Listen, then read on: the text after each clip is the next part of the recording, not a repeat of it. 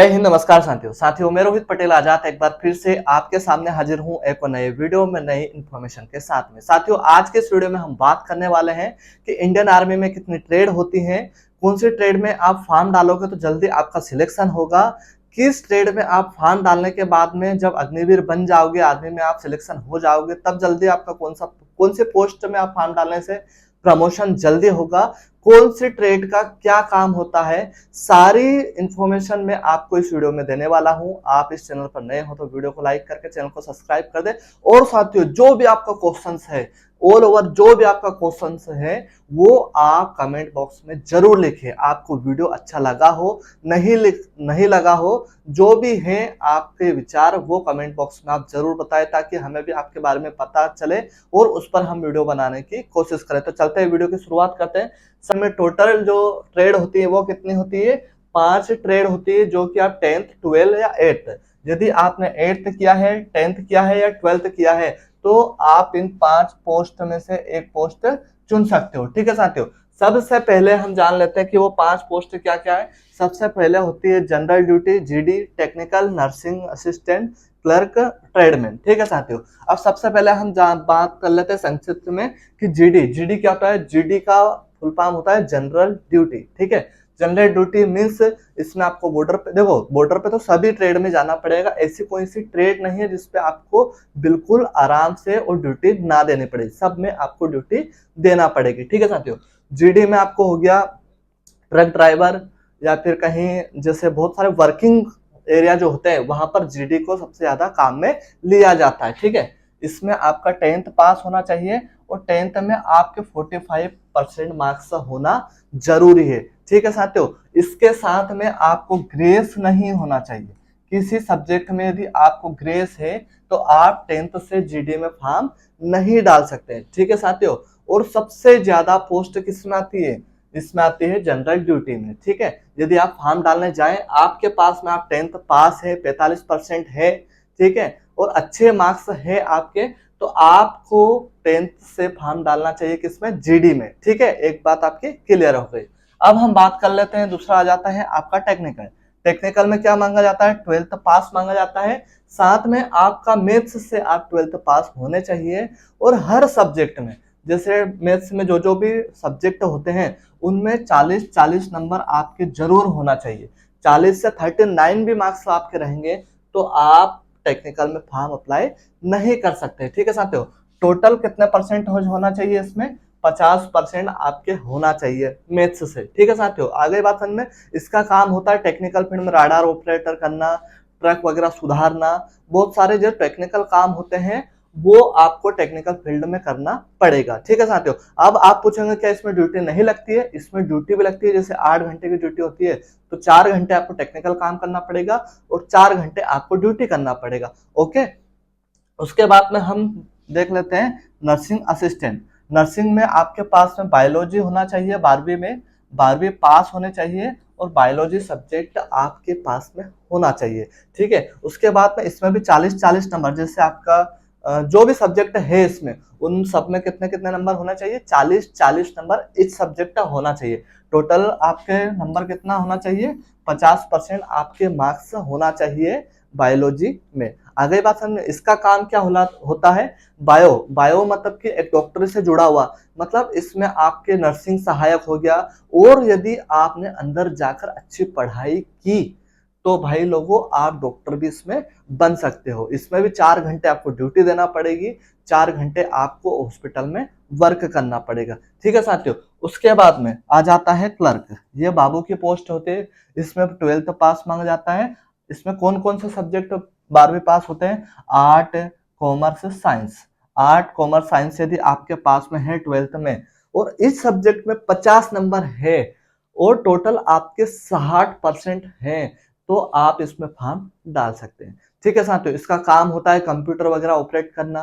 ठीक है, तो ये बहुत अच्छी एक पोस्ट है, एक आधिकारिक लेवल की पोस्ट होती है, ये हम बता सकते हैं। ठीक है साथियों, ट्रेडमैन में क्या मांगा जाता है? आपका 8th पास यदि आप हैं, 10th पास है तो ओनली पास मांगा जाता है इसमें। ठीक है, यदि आप इसमें पास हैं तो इसमें आप फॉर्म डाल सकते हो। ट्रेडमैन का काम क्या होता है? जैसे कि कैंटीन वगैरह में हो गया, लंगर वगैरह में हो गया, वहां पर जो काम करते हैं वो कौन से बंदे होते हैं, वो होते हैं ट्रेडमैन वाले बंदे। ठीक है साथियों, अब हम बात कर लेते हैं कि भाई किसमें कितनी एज चाहिए, किसमें हम फॉर्म डालें कि हमारा जल्दी से सिलेक्शन हो जाए। तो सबसे पहले हम बात कर लेते हैं जीडी के बारे में। तो भाई जीडी में एज चाहिए आपकी 17.5 से लेके 20.5 साल, 20.5 साल। ठीक है, 17.5 से 20 साल यदि आपकी एज है तो आप जीडी में फॉर्म अप्लाई कर सकते हैं। ठीक है साथियों, उसके बाद में आ जाता है आपका टेक्निकल। टेक्निकल में क्या है, टेक्निकल का भी यही रूल है, 17.5 से लेके 20.5 साल। लेकिन साथियों इस पे एक विचार चल रहा है कि इसकी एज लिमिट बढ़ा दी जाएगी। ठीक है, मतलब जहां पर 20 साल 20.5 साल है, वहां पर कितने कर दी जाएगी, वहां पर कर दी जाएगी आपकी 23 साल।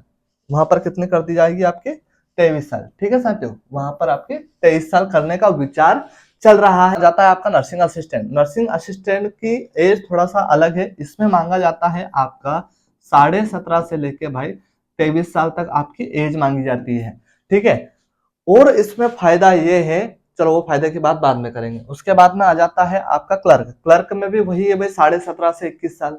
ठीक है, उसके बाद में आ जाता है आपका ट्रेडमैन, इसमें भी 17.5 से 21 साल आपकी एज रहती है। ठीक है, अब हम बात कर ले कि भाई इसमें कौन सी परमानेंट जॉब है, कौन सी ट्रेड में हम फॉर्म डालें कि हम परमानेंट हो जाए।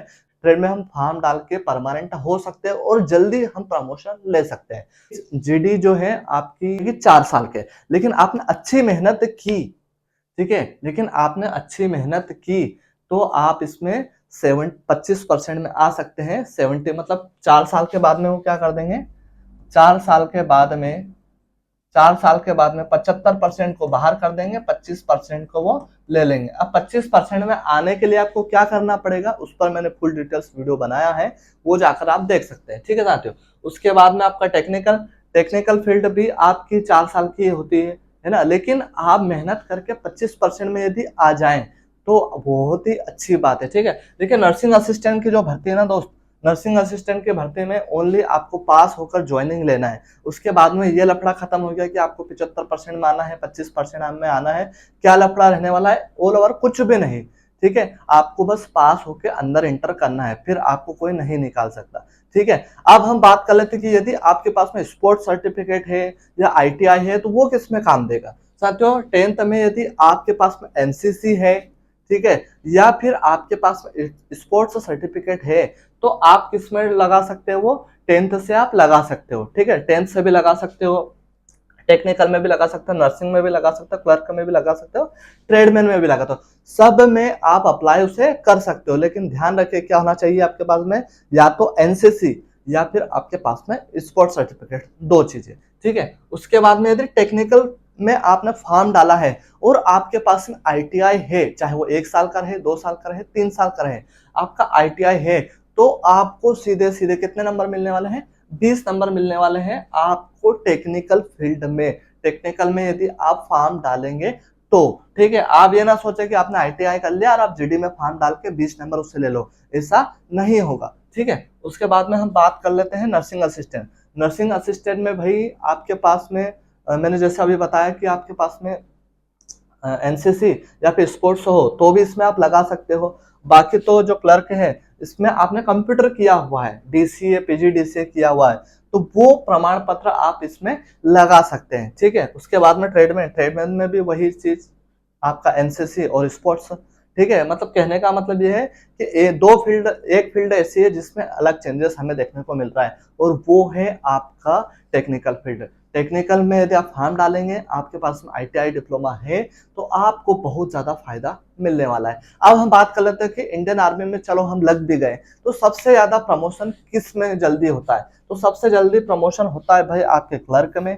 क्लर्क के बाद में आ जाता है आपका नर्सिंग असिस्टेंट में, और नर्सिंग असिस्टेंट के बाद में आ जाता है क्लर्क में, और क्लर्क के बाद में आता है जीडी, और जीडी के बाद में आता है आपका ट्रेडमैन। ठीक है साथियों, तो ये थी आपके प्रमोशन की प्रोसेस। अब इसमें हम और अच्छा अचीव करना चाहें, हमारे देश के लिए हम बहुत ज्यादा एक नाम करना चाहें, हमारे गांव का नाम करना चाहें, हमारे माँ बाप का नाम करना चाहें, तो फिर हमें क्या चुनना चाहिए। क्या इसमें से कोई सी ट्रेड खराब है, ट्रेड कोई सी भी खराब नहीं है दोस्त। यदि आप जाकर आपका स्पोर्ट्स में अच्छा मन है, खेल में आपकी अच्छी रुचि आप रखते हैं, तो जरूर से खेल आप ज्वाइन कीजिएगा।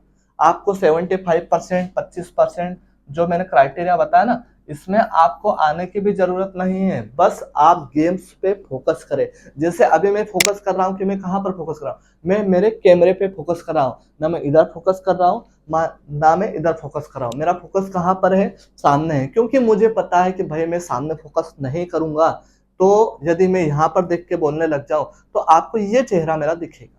ठीक है, आप ये वीडियो देखना पसंद नहीं करोगे, है ना। उसी तरह यदि आप गेम्स पे फोकस करोगे, अपने लक्ष्य पर फोकस करोगे, तो आपको भाई बहुत ज्यादा बेनिफिट्स मिलेंगे। अन्यथा आप चले जाओ कि भाई ठीक है, आपने गेम्स से इंटर तो हो गए आप लोग, ठीक है, सर्टिफिकेट लगा के आप इंटर तो हो गए, लेकिन आपने वहां पर मेहनत नहीं की, तो भाई बिना मेहनत वालों को इंडियन आर्मी नहीं रखेगी। इस बात का आप लोग विशेष ध्यान रखें। ठीक है, तो साथियों मैंने आपको बता दिया ऑल ओवर सभी ट्रेड्स के बारे में कि किसमें कितनी एज चाहिए। ठीक है, एज के बाद में कौन सी एज में आप फॉर्म डालो तो जल्दी आप पास हो जाओगे। ठीक है, और कौन सी ट्रेड, जैसे सबसे ज्यादा हम बात कर लेते हैं, सबसे ज्यादा भर्ती किस में होती है, सबसे ज्यादा जो पोस्ट होती है वो किस में होती है, तो सबसे ज्यादा पोस्ट होती है आपकी आर्मी जीडी में। ठीक है, जीडी के बाद में आपका आ जाता है टेक्निकल, टेक्निकल के बाद में नर्सिंग, क्लर्क और फिर आ जाता है आपका ट्रेडमैन। लेकिन ऑल इंडिया रैंक पर जिसकी मेरिट खुलती है वो है आपकी क्लर्क। ठीक है, क्योंकि भाई स्वाभाविक सी बात है कि यदि आपको बाबू बनना है तो आपको परीक्षा तो अच्छे लेवल पे पास करना पड़ेगी। आप आपके हिसाब से चुनकर मुझे कमेंट में जरूर बताएं कि आपके पास में कौन सी एलिजिबिलिटी है, कौन सी योग्यता रखते हैं, कितनी आपके पास में पढ़ाई है कि आप कौन से ट्रेड में फॉर्म डाल सकते हैं। साथियों एक बात और कि हम इस चैनल पर आपको पढ़ाई भी करवाएंगे। ठीक है, ऑनलाइन स्टडी भी हम करवाएंगे। यदि आप चाहते हैं कि हम वो सेशन स्टार्ट करें तो कमेंट बॉक्स में आप जरूर बताइएगा भाई कि हम उसको चालू करें या नहीं करें, आप उसमें रुचि रखते हैं या नहीं रखते हैं। हम बिल्कुल बेस्ट तरीके से, बिल्कुल जीरो लेवल से, ठीक है, बिल्कुल जीरो लेवल से आपको पढ़ाने की कोशिश करेंगे। और हम चाहेंगे कि हमारे पढ़े हुए से आप बहुत ज्यादा आगे जाएं और आपके गांव का, आपके देश का, आपके जिले का आप नाम रोशन करें। चाहे आप महाराष्ट्र से हो, यूपी से हो, गुजरात से हो, ऑल ओवर इंडिया से कहीं से भी हो, आपको हम बेस्ट से बेस्ट देने की कोशिश करेंगे। तो साथियों चलते हैं, मिलते हैं किसी नए वीडियो में, तब तक के लिए जय हिंद, इंकलाब जिंदाबाद, भारत माता की जय।